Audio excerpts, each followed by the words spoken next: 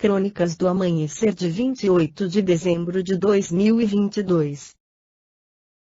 Por Feijão, Centro Espírita Allan Kardec de Balneário Gaivota. Protestos no Irã, o que exigem os manifestantes que permanecem nas ruas do país. Parte 1. O Irã vive uma onda de protestos em todo o país. Eles foram desencadeados depois da morte de uma jovem que havia sido presa pela chamada Polícia da Moralidade. 3 semanas depois do início das manifestações, as demandas dos manifestantes cresceram para incluir uma série de mudanças que os jovens iranianos desejam para o país. O gatilho das manifestações foi a morte de Mahsa Amini, uma jovem iraniana curda que morreu depois de ser detida pela Polícia da Moralidade do país por supostamente violar a lei que exige que as mulheres cubram os cabelos com um hijab, ou lenço. Em grande parte liderados por mulheres, os manifestantes inicialmente cobravam respostas sobre como Amini morreu. Eles exigiam punições aos policiais, a revogação das leis do hijab e a abolição da Polícia de Moralidade do Irã. O principal slogan dos manifestantes é Mulher, Vida, Liberdade, um apelo à igualdade e uma poderosa afronta ao fundamentalismo religioso que controla o país. Este é um grito que nunca ouvimos em protestos antes, diz Baran Abbasi, repórter da BBC Persian. Os homens também se juntaram aos protestos, cantando o mesmo slogan. Quando a morte de Amini aconteceu, os direitos das mulheres estavam em primeiro plano. Mas os direitos e liberdade das mulheres no Irã significam liberdade para todos, diz Nejin Siragayei, uma ativista iraniana que vive no Reino Unido. Mas à medida que os protestos se espalharam e rapidamente ganharam força, as demandas se tornaram mais abrangentes. Em postagens nas redes sociais, as pessoas pedem liberdade de expressão, liberdade de vestir o que quiserem e a liberdade de ouvir a música que desejarem sem medo de serem presas por isso. Para resumir as demandas dos manifestantes, Nejin Siragayei explica, é basicamente sobre direitos humanos.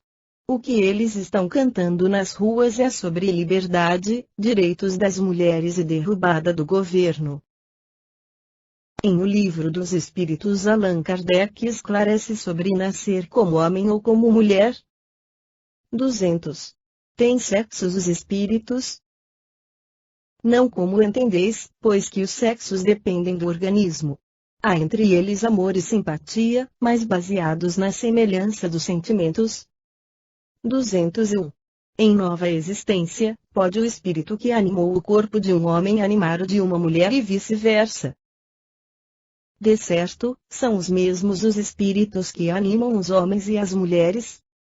202.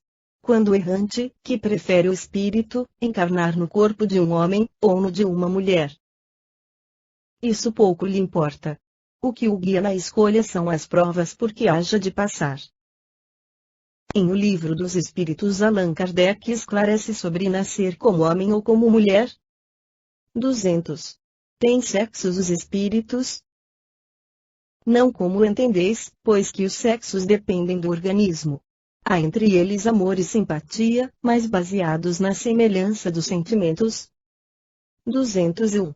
Em nova existência, pode o espírito que animou o corpo de um homem animar o de uma mulher e vice-versa. De certo, são os mesmos os espíritos que animam os homens e as mulheres. 202. Quando o errante, que prefere o espírito, encarnar no corpo de um homem, ou no de uma mulher. Isso pouco lhe importa. O que o guia na escolha são as provas por que haja de passar. O que acontece no Irã nos dias de hoje, Allan Kardec esclareceu há cerca de 200 anos, também no Livro dos Espíritos. 818. Donde provém a inferioridade moral da mulher em certas regiões? Do predomínio injusto e cruel que sobre ela assumiu o homem. É resultado das instituições sociais e do abuso da força sobre a fraqueza. Entre homens moralmente pouco adiantados, a força faz o direito. 819. Com que fim mais fraca fisicamente do que o homem é a mulher? Para lhe determinar funções especiais. Ao homem, por ser o mais forte, os trabalhos rudes, à mulher, os trabalhos leves, a ambos o dever de se ajudarem mutuamente a suportar as provas de uma vida cheia de amargor. 820. A fraqueza física da mulher não a coloca naturalmente sob a dependência do homem. A força que a um sexo Deus concedeu é para que proteja o outro, não para que o escravize. Deus apropriou o organismo de cada ser às funções que lhe cumpre desempenhar. Tendo dado à mulher menor força física, deu-lhe ao mesmo tempo maior sensibilidade, apropriada à delicadeza das funções maternais e à fragilidade dos seres confiados aos seus cuidados. 821. As funções a que a mulher é destinada pela natureza terão importância tão grande quanto as deferidas ao homem.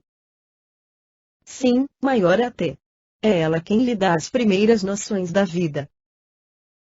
Os espíritos encarnam como homens ou como mulheres, porque não têm sexo.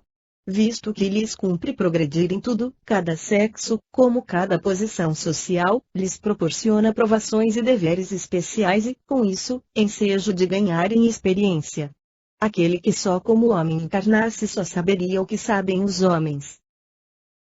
Esta foi a crônica do amanhecer de 28 de dezembro de 2022.